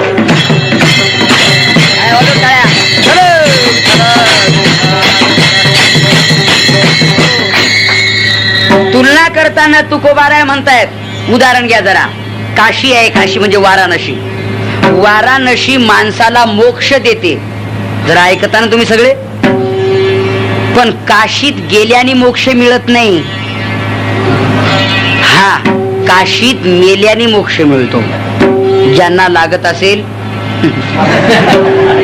कारण मी प्रत्येक बोलण्याला पुरावा सांगतोय. ज्ञानेश्वरीच्या 12व्या अध्यायात त्याला पुरावा आहे. मोक्ष देवनी उदार, ही ओवी लक्षात घ्या. मोक्ष देवनी उदार, काशी होय कीर, परी वेचने लागे शरीर ती गावी. अर्जुना, काशी मोक्ष देण्यात उदार आहे. ती माणसाला मोक्ष प्रदान करते. पण काशीमध्ये मरावं, काशीत गेल्याने मोक्ष मिळाला असता तर किती लक्झरी बसेस चालू आहेत आता.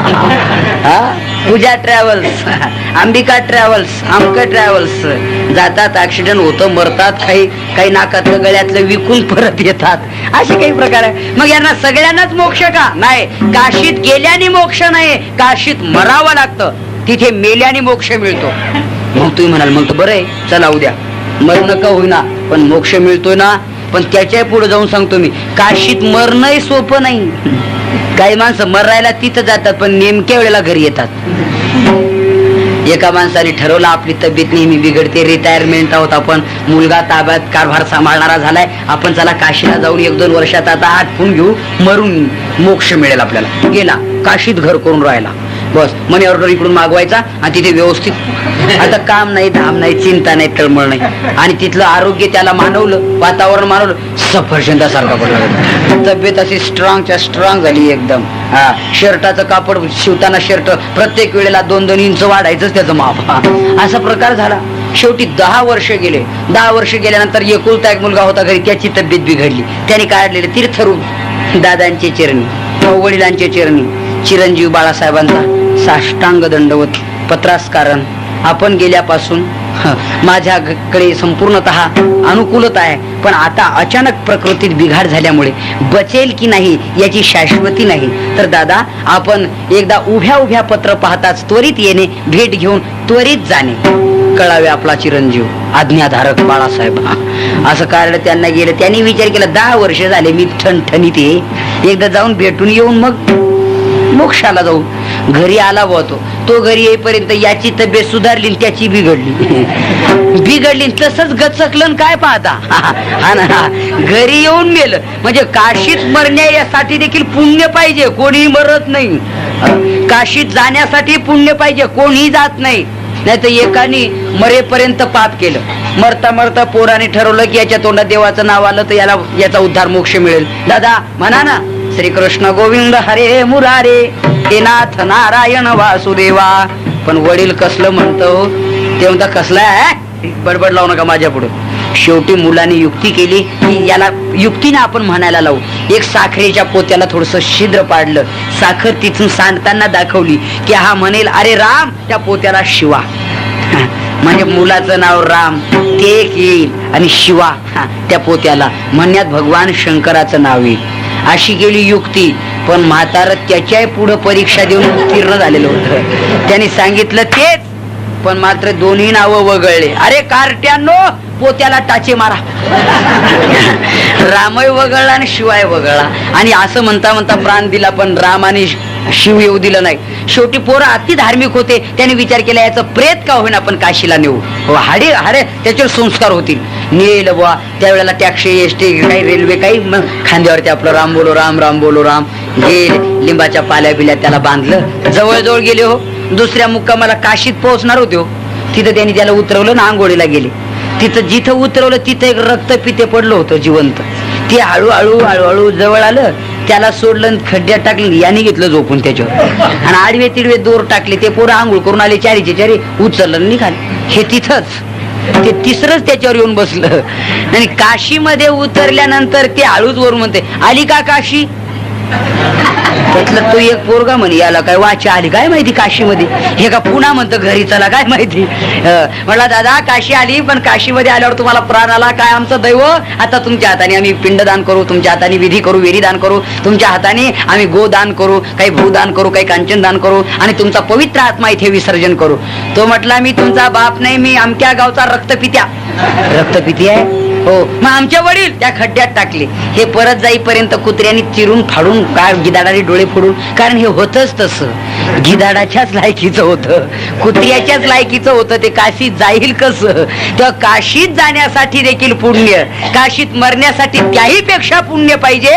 सत्कर्म करणारा परोपकारी पुण्यात्मा पाहिजे, तर त्याला मरण येतं आणि मग मोक्ष मिळतो. पण तुकोबाराय म्हणतायत काशीत मेल्यावर मोक्ष मिळतो, पण आमच्या पंढरपुरात निसता कळस पाहिला पंढरपुरात विठोबारायांच्या मंदिराचा तरी मोक्ष मिळतो.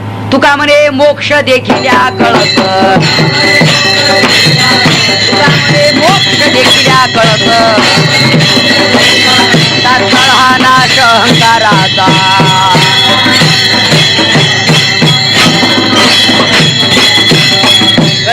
तिथे मेल्यावर मोक्ष, इथं कळस पाहिला तरी मोक्ष. यावरून तुकोबाराय म्हणतात आम्ही सांगतो परिणय तुका पंढरीच्या, म्हणजे पंढरपूरच्या तुलनेला काशी येऊ शकत नाही.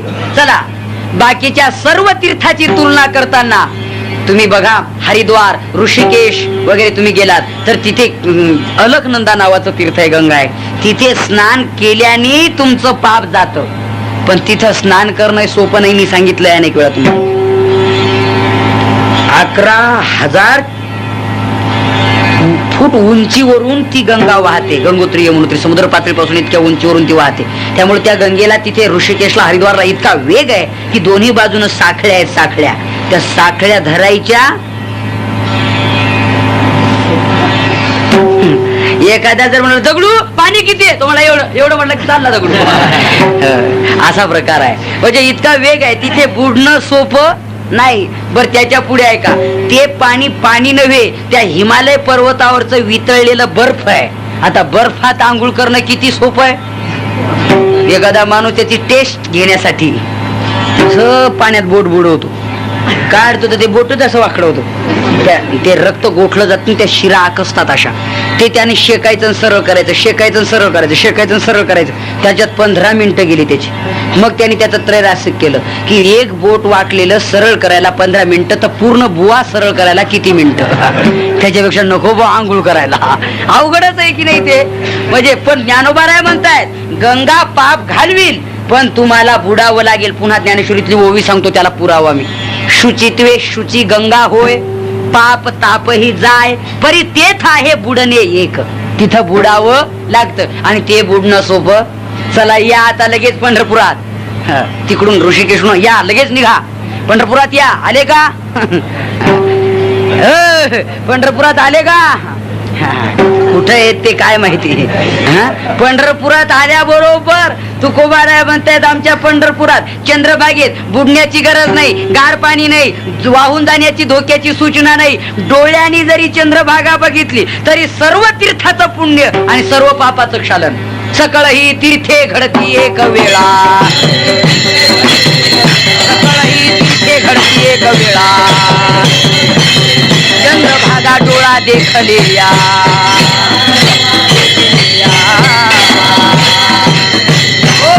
चंद्रभागा डोळ्यांनी पाहिली तरी सर्व तीर्थाचं स्नान आणि पापाचं क्षालन. गंगेत मात्र बुडावं लागतं. म्हणून परिणय तुका पंढरीच्या. कळलं? 2 प्रकारची तुलना कळली. तिसऱ्या प्रकारची तुलना सांगतो मी पुराणातूनच. बाकीच्या तीर्थात गेल्यावर अभिमान वाढतो, पण पंढरपुरात गेल्यावर अभिमान जातो. यज्ञ याग स्वर्ग भोग आड येती, करितात बेकाम क्रोध खवळती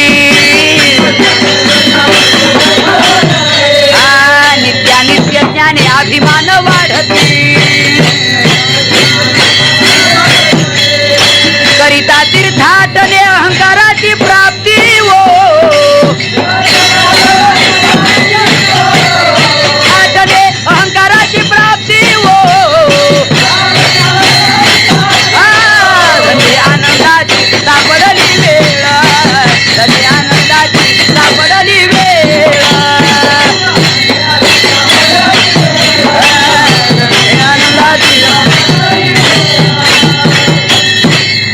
या प्रमाणातून काय सांगितलंय निळोबारायांची गवळण आहे.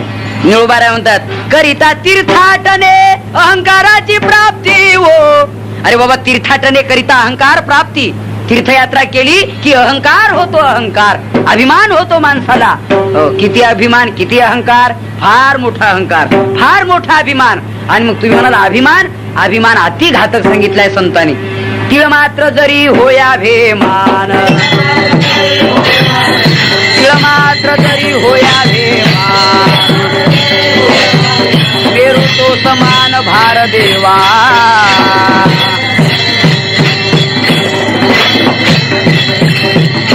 हो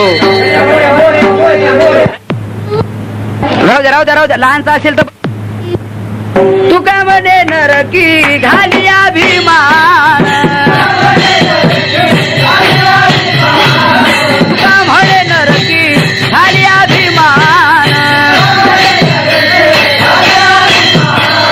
जरी होय ज्ञान गर्वताठा जरी होय ज्ञान गर्वताठा.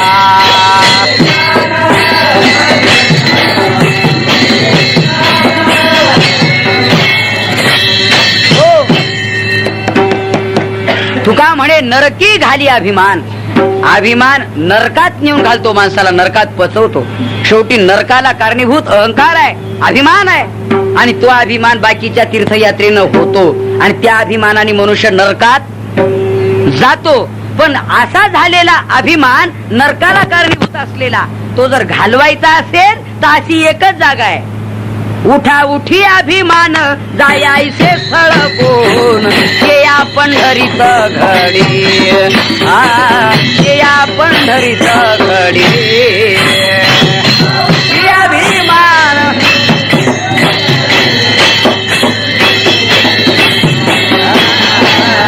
या पंढरीच घडी. प्रमाणाने तुलना करतोय.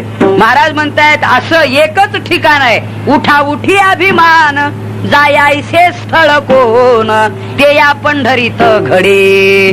पंढरपुरात गेल्याबरोबर अभिमान जातो. कशावरून त्याची खूणच आहे. महाराज म्हणतायत पंढरीशी लोकांनाही अभिमान पंढरीशी लोकांनाही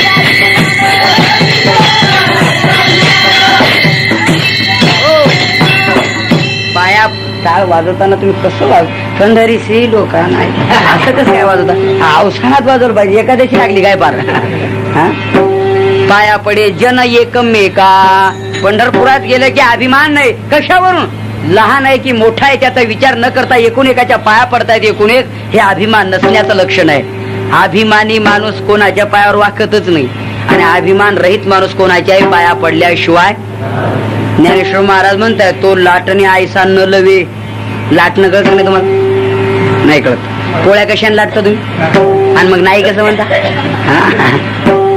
लाटणं मोडेल वाकणार नाही. तसे काही माणसं मरतील पण वाकणार शरण येणार नाहीत. हो ज्ञानेश्वर महाराजांचं म्हणणं आणि एका सुभाषितकाराचा श्लोक जवळजवळ साम्य आहे. ऐका फळलिये तरुची शाखा ती सहज भूमीशी उतरे देखा तैसे जीव मात्र शिखा खालावती. ज्ञानेश्वर महाराजांची ओवी. आणि सुभाषितकाराचा श्लोक आहे की नमंती गुणिनो जनाहा नमंती फलिनो वृक्षहा सूक्ष्म वृक्षस्य मूर्खस्य न नमंती कदाचन. कळलं तुम्हाला. झाडाला फळ आलं तर ते झाड वागतं. तसा ज्ञानी माणूस नम्र होतो. पण वाळलेलं झाड किंवा वांढ झाड किंवा मूर्ख माणूस कधीच वाकत. सूक्ष्म वृक्षस्य मूर्खस्य न नमंती कदाचन. कदाचन न नमंती. तो कधीच नम्र होत नाही. तो ताटच्या ताटच. मग ताठ राहण्याचा परिणाम तुम्हाला माहिती. तुम्ही नदीच्या काठावर मोठमोठाले झाड ताठ असल्यामुळे वाहून जातात, पण नदीच्या पात्रात लोवाळ राहत. काय म्हणता तुम्ही त्याला? हा, ते वागतं म्हणून किती पूर गेले तरी गडी जिथल्या तिथंच. कारण ते पूर आला का नमस्कार जा, ते ओव्हरटेक केली की हे पुन्हा अटेन्शन प्लीज, पुन्हा जसंचे तसं उभं राहत. असे कित्येक पूर पास करतं पण तिथंच. पण हे मोठे मोठे झाड वाकतच नाहीत म्हणून पहिल्याच पुरात दुसऱ्याच पुरात असाच प्रकार आहे. नवीन मंत्री निवडून आले का ते जे शिपाई असतात ना ते असे वाटतात, ते वाकत नाही मंत्री त्यांच्या पुढे. हा म्हणतोय 14 महिन्यात जर नाही तुला घरी पाठवलं तर आम्हाला विचार. असे मंत्री न वाकणारे कित्येक जातात, पण शिपाई वाकल्यामुळे तेच असतात. तुम्ही बघा व्यवहारातलं उदाहरण सुद्धा, ते नेहमी नम्र असतात त्यामुळे शिपाई तेच. पण मात्र हे 14 महिन्यात घरी, असा प्रकार आहे. याचं कारण आहे की नम्रतेनं काय मिळतं. महापुरे झाडे जाते तेथे लव्हाळे वाचते, तेथे लव्हाळे वाचते. महापुरात झाडं जातात न नम्र झाल्यामुळे, आणि महापुरात लोहाळ वाचतो याचं कारण नम्र झाल्यामुळे. हा परिणाम. तसे महात्मे नम्र होत आहेत, तसा ज्ञाता नम्र होतो. तसं झाडाला फळ आलं की ते झाड खाली वागत. हे वाकण्याचं लक्षणच आहे की अभिमान रहित असणे. नमिता मानाभिमान गळाले, नम्र होण्यात मानाभिमान नाहीसा होतो. तसा पंढरपुरात एकमेका जन पाया पडे, अभिमान गेल्याची ती खूण आहे. अजून प्रमाण सांगू तुम्हाला. वर्णाभिमान विसरले याचे, वर्णाभिमान विसरले याचे,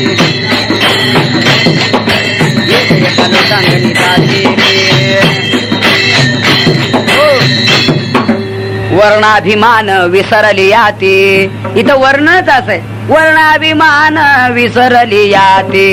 एक एका लोटांगणी जाती रे, निर्मळ चित्ते झाली नवनीते, पाषाण पाझर फुटती रे. महाराज म्हणतायत की वर्ण विसरली, याती विसरली, अभिमान विसरली, म्हणून एका लोटांगणी जाती एकमेकाला नमस्कार करताय, साष्टांग प्रणिपात. पंढरपुरात गेल्यावर अभिमान जातो आणि बाकीच्या तीर्थाच्या ठिकाणी अभिमान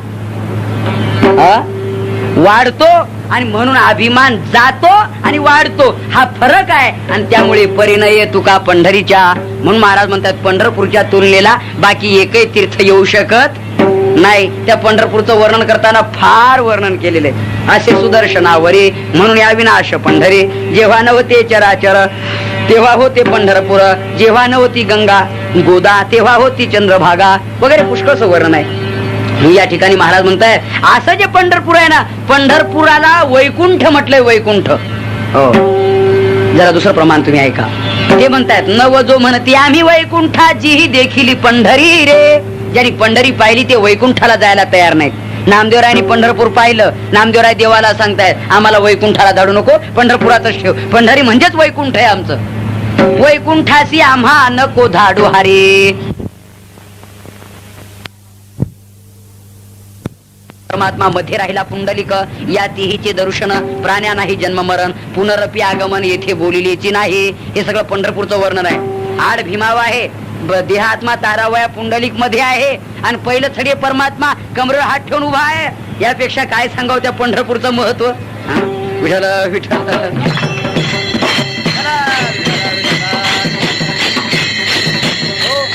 अनंत पट्टीनं ते पंढरपूरचं वर्णन केलेलं आहे. डोळ्यांनी जरी ते बघितलं तीर्थ तर पुण्य मिळतं. बस महाराज म्हणतात निराभिवरा पडता दृष्टी, स्नान होय शुद्ध सृष्टी, अंती तो वैकुंठ प्राप्ते ऐसे परमेष्टी बोलिला. हे पंढरपूरचं वैशिष्ट्य. येथे एक शीत दिधल्या अन्न, कोटी कुळाचे होय उद्धरण, कोटी याग केले पूर्ण, ऐसे महिमान या तीर्थाचे. पंढरपुरात एक शीत दान दिलं भाताचं तर कोटी कुळाचं उद्धारण, कोटी यज्ञाचं पुण्य मिळतं. असं पंढरपूरचं वैशिष्ट्य आहे. आणि असं जे पंढरपूर आहे तिथं आमचा देव वास्तव्य. हो, आम्ही ज्याचे दास, आम्ही ज्याचे दास, त्याचा पंढरी वास, त्याचा पंढरी वास.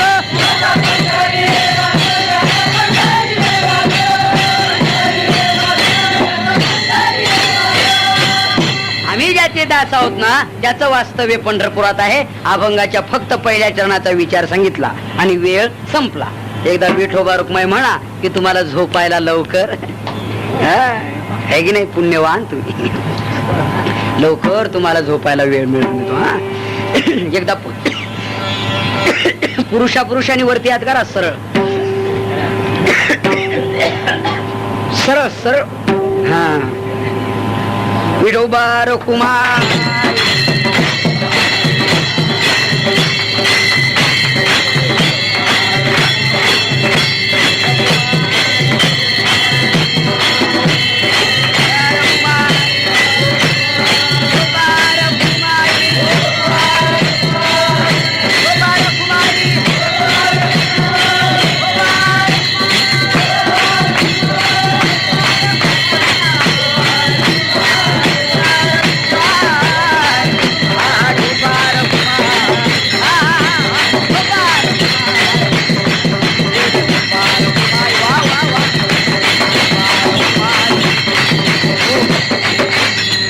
भजन केलं बरं. संत महात्म्यांनी फार वर्णन केलेलं आहे. टाळी वाजवावी, टाळी वाजवावी, पुढी उभा राहावे, वाटती चालावे पंढरीचे, वाटती चालावे पंढरीचे. जर टाळी वाजवली, जर पताका खांद्यावर घेतली, पंढरपूरची वाट चालली तर त्याच्या पुण्याला पार नाही असं वर्णन केलेलं आहे. असो, महाराज म्हणतायत आम्ही ज्याचे दास त्याचा पंढरी हे वास.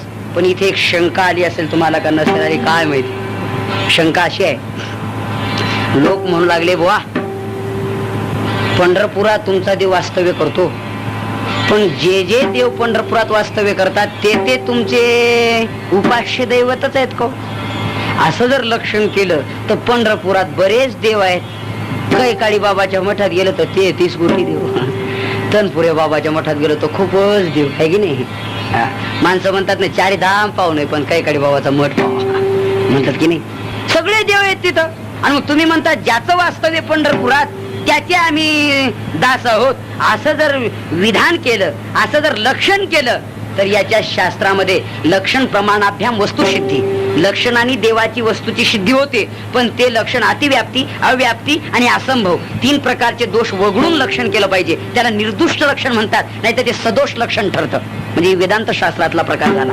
सदोष लक्षण आहे तर निर्दुष्ट लक्षण म्हणजे काय? काही लक्षणात अतिव्याप्ती दोष येतो. काळी असते ती गाय, मग काळी शेळी असते आणि काळी म्हैसे असते, मग त्या गाईच का? अतिव्याप्ती दोष. काही ठिकाणी अव्याप्ती दोष म्हणजे लक्षण लक्षाच्या ठिकाणी, ऐका, लक्षण लक्षाच्या ठिकाणी भरून अन्य ठिकाणी जातं त्याला अतिव्याप्ती दोष म्हणतात. लक्षण लक्षाच्या ठिकाणी अपूर्ण ठरतं म्हणजे कमी पडतं त्याला अव्याप्ती दोष म्हणतात. आणि लक्षण लक्षाच्या ठिकाणी सिद्धच होत नाही, त्याचा आणि याचा काही संबंध नाही. उदाहरणार्थ, एक खुराची गाय, वास्तविक एक खुराची गायच नाही, त्यामुळे हे लक्षण लक्षाच्या ठिकाणी सिद्ध, याला असंभव दोष म्हणतात. बर, त्यातल्या त्यात अव्याप्ती दोष म्हणजे ते अपूर्ण पडतं लक्षण लक्षाच्या ठिकाणी.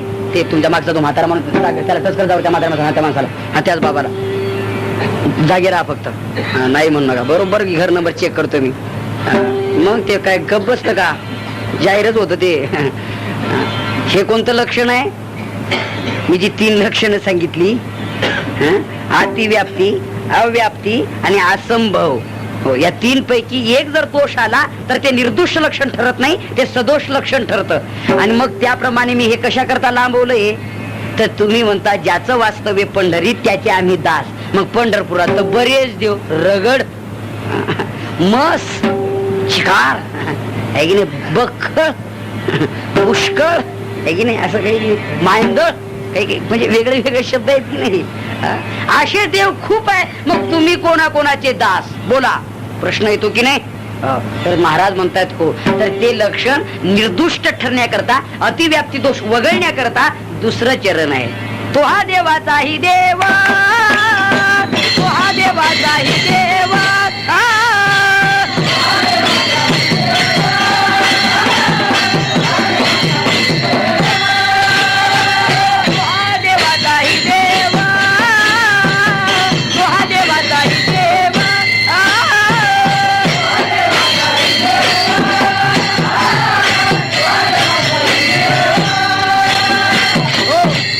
खळीकाळाचा भेव, महाराज म्हणतात तो हा देवाचा आहे देव. आता इथं मात्र अतिव्याप्ती दोष आला होता ना पहिल्या चरणात, तो उडून गेला, नाहीसा झाला. आता ते निर्दोष लक्षण ठरलं. महाराज म्हणतात बाबा आम्ही ज्याचे दास आहोत ना तो देवाचा देव आहे. असं हो, बाकी सगळे देव आहेत ना त्याच्या उपशाखा आहेत त्या, पण त्याची मुख्य शाखा, त्याचं मुख्य अधिष्ठान, मुख्य केंद्रबिंदू, मुख्य बिंब जर असेल तर तो हा देवाचा आहे. म्हटलं असं हो. इंद्राला इंद्रपद ज्यांनी दिलं, ब्रह्मदेवाला ज्यांनी निर्माण केलं, अग्नीला ज्यांनी तेज दिलं, सूर्याला ज्यांनी प्रकाश दिला, चंद्राला ज्यांनी शीतळता गुण दिला, वायूला चपलता ज्यांनी निर्माण केली, तो हा देवाचाही देव. आता याच्याकरता कितीतरी उपनिषदात प्रमाण आलेले आहेत. उपनिषद आहे, उपनिषदाचे 10 प्रकार आहेत. अथ केलं कर प्रश्न म्हणून मागे काहीतरी ते तरी छंदोगी ब्रदारण्य गमतात. हा असे 10 उपनिषद इथं कळले ना तुम्हाला. हा मग ठीक आहे. 10 उपनिषदामध्ये केनोपनिषद आहे आणि केनोपनिषदामध्ये हा बराचसा मोठा कथा भाग आलेला आहे की तो हा देवाचाही देव, सर्व देवाचा देव कसा आहे याकरता केनोपनिषदातला 1 मिनिटात भाग सांगतो. भजन करा विठ्ठला विठ्ठला.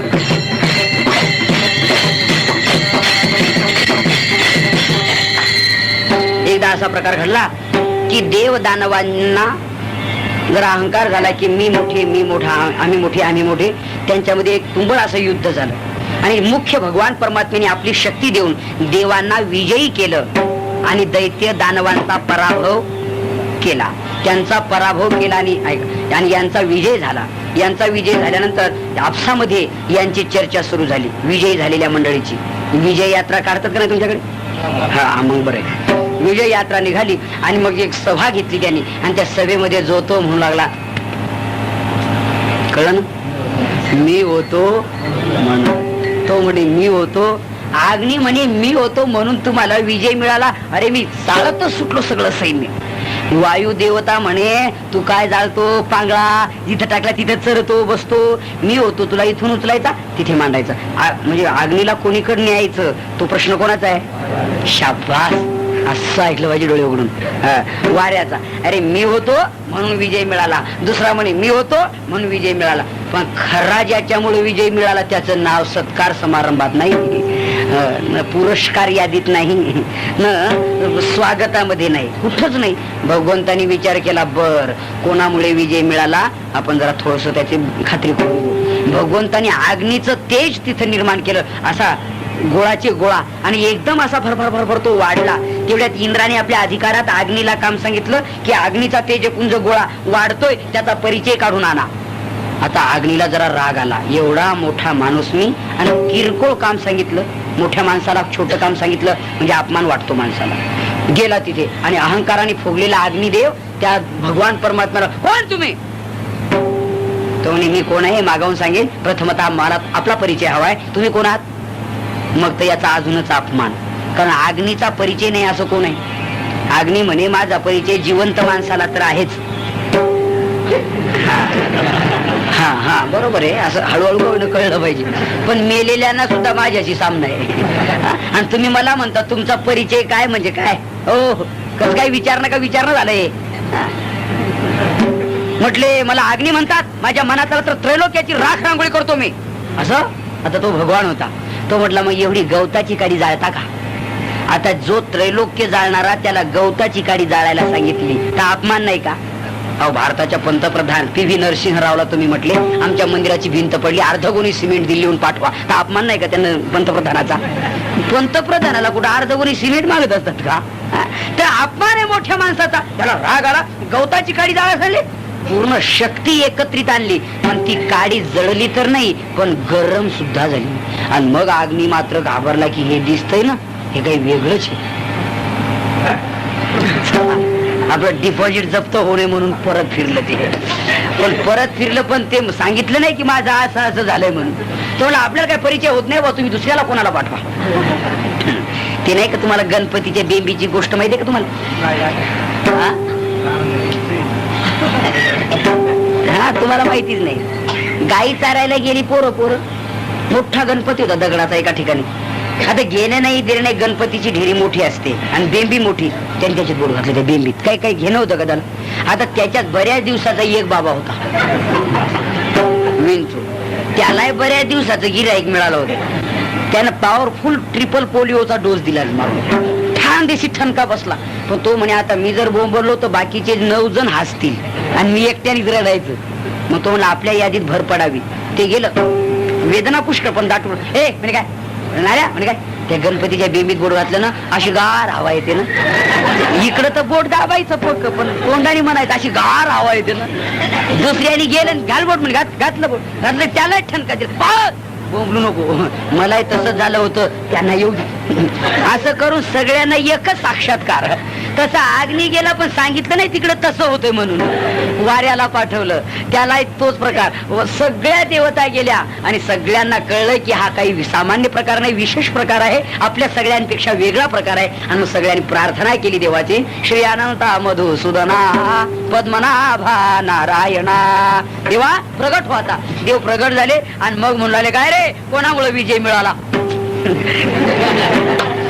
काय होतं ते. आता या सगळ्या दृष्टांताचं सार सांगायचंय मला तुम्हाला की अग्नी काडी का जाळू शकत नाही.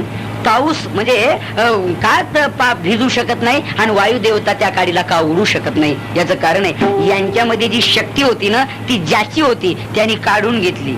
आणि मग असं घडतंच. माणसं म्हणतात ना बॅटरीचा प्रकाश पण बॅटरी मधले सेल काढले ना तर ते रिकामं खोकं कंदिलानी पाहावं लागतं कुठं पडलं ते. बॅटरीचं जे डबडा असतं ना वरचं खोकं कवर मग प्रकाश बॅटरीचा नाही मधल्या सेलचा आहे. तसं त्यांनी जे सत्तेचे शेल होते ना त्याचे ते काढून घेतले. हे सगळे रिकामे खोके झाले. त्यामुळं काडी जाळू शकत नाही. मग अग्नीमधलं तेज कोणाचं आहे. तुम्ही गीता जर वाचत असाल तर 15वा अध्याय डोळ्यापुढे आणा. यदा आदित्य गतम तेजो जगत भासयते खिलम यच्चंद्रमसी यच्चाग्नो तत्तेजो विद्धी मामकम. इथे 3 जणांचं नाव आहे. यदादित्य गतम तेजो म्हणजे आदित्य, यच्चंद्र म्हणजे चंद्र आणि यच्चाग्नो म्हणजे अग्नी देवता. यांना जे तेज आहे ना तत्तेजो माम एकम. भगवान म्हणतात त्यांच्यात जे तेज आहे ते माझं एकट्याच आहे असं देवाचं म्हणणं आहे. मग अग्नीला ज्यांनी तेज दिलंय, सूर्याला ज्यांनी प्रकाश दिलाय आणि चंद्राला ज्यांनी तेज दिलंय त्या सर्व देवाचा देव हा आहे. तो हा देवाचा हे देव, तो हा देवाचा हे देव. तुकोबाराय म्हणतात इंद्र देव आहे, चंद्र देव आहे, सूर्य देव आहे पण आमचा देव त्याही देवाचा देव आहे. चला ब्रह्मदेव देव आहे पण ब्रह्मदेव निर्माण कोणी केला. याच्या नाभी कमळी जन्म चतुरानना, याची महातेज तेज हुताशना, याची निज प्रभा प्रकाश रवी किरणा, येण्याची पढवून वेद केला शहाणावो. असा तो भगवान आहे. याची द्रावपणे समुद्राशी जळ. समुद्र देवता मानलेली आहे पण समुद्राचं पाणी कोणाचं बळ आहे. समुद्रातलं पाणी मर्यादा सोडत नाही. कोणाचं बळ आहे. आणि माझं तुमचं आमचं बळ आहे. तुमच्या आमच्या बळाने 5,000 तलाव ठिकाणावर राहत नाही. साधा 5,000 तलाव मुठभर. एवढ्या मोठ्या समुद्राच्या काठावरती एवढी मोठी मुंबई नगरी वसलेली आहे. समुद्र मर्यादा सोडत नाही. ही शक्ती त्याची आहे. ही ज्ञान काय म्हटलंय भगवान. भगवान म्हणतात पर्वती बैसकानं संडावी, समुद्री रेषा ओलांडावी. समुद्राने पृथ्वी होते व्हावी ही आज्ञा माझी. म्या बोलविल्या वेद बोली, म्या चालविल्या सूर्य चाले, म्या हलविल्या प्राण हले जो जगाते चालिता. या सगळ्यांवर ज्याची सत्ता तो हा देवाचाही देव. इंद्रा देवाचा, चंद्रदेवाचा, ब्रह्मदेवाचा, सर्व देव, अग्निदेवाचा देव तो देव आहे. आणि जेवढे देव असतील जगात त्या सर्व देवाचा तो तो हा देवाचाही देव. आणि त्याचे आम्ही दास झालोय. मग आम्हाला काय काळाची भीती राहील. काय कळी काळाचा भेव, काय कळी काळाचा भेव आम्हाला राहील नाही. कळी काळाचा भेव तुम्हा आम्हाला. हो महाराज म्हणतात संतांना भेव नाही. संत महात्मे त्या काळाच्या पाठीवर पाय देऊन वर गेले. जगा काळ खाय आम्ही माथा दिला पाय. तुम्हाला 1 मिनिटात उदाहरण सांगतो. भजन करा विठ्ठला विठ्ठला.